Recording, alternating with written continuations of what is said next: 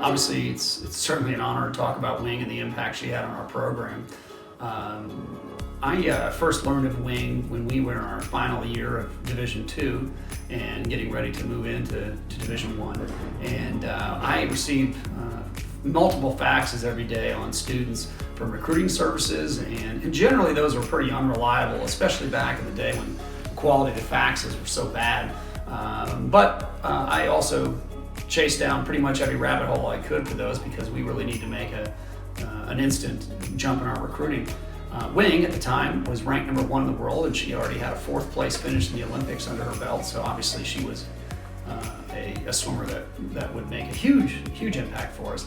So one of the things that I learned during my time at Binghamton is that the international students, the relationship that they formed with the coach that was recruiting them was the main driver in their decision-making process, whereas American students, the name recognition of the school played a lot of weight into it. But for Wing, Arkansas, who was also recruiting her, and Arkansas and Binghamton were equal weight, so she made her decision based on my relationship with her. We started chit-chatting daily on Instant Messenger. She used that to learn English, and I used it to learn how to type. And she arrived on campus in January over the winter break. So the first practice I had with Wing was one-on-one, and when she jumped in the water, of course I had to ride a 200 butterfly into that practice just to kind of see what she could do. And her first 200 butterfly in the Binghamton pool did 2 things. One, it was a time that would be fast enough to qualify for NCAAs were it in a meet, and 2, would it beat Gina Benante's team record by 9 seconds. Of course, Gina was a 200 butterfly All-American swimmer for us at Division II. So we knew right away that we had something special. And so that first semester, the relationship that she and I had together was one that I still kind of scratch my head over this day. I remember when she would get a little nervous listening to people speak English. She'd ask me what they'd say, and of course I could tell her again, but only in English, and then she would understand it. But working with her and watching her instant impact on the team in terms of her leadership and of course her work ethic and her talent was great. She did qualify for NCAAs in that first year. We went down to Texas for the first Division I NCAA meet that we qualified for.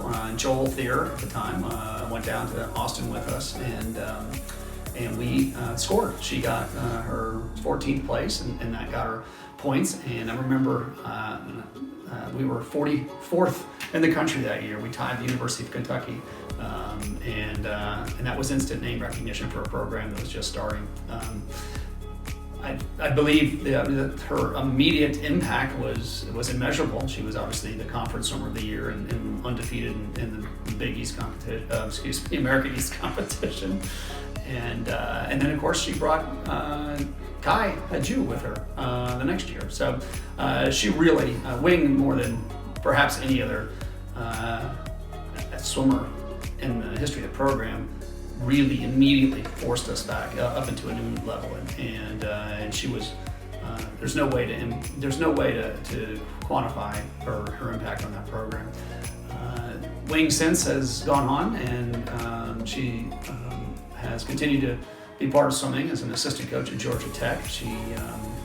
She's living in Atlanta, and she has a beautiful daughter who I got a chance to meet a couple of years ago.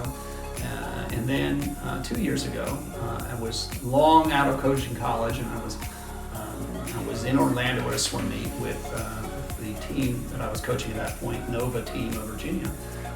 And I was surrounded by my high school swimmers when she sent me a text, and it was a screenshot of a birth announcement that she posted of her son that she decided to name Benji. So, being kind of a sappy guy, I immediately started crying in front of all the swimmers who were immediately very concerned. But that day of coaching was maybe one of the most impactful in my entire career, and didn't really have a whole lot to do with what was happening on the deck at that time.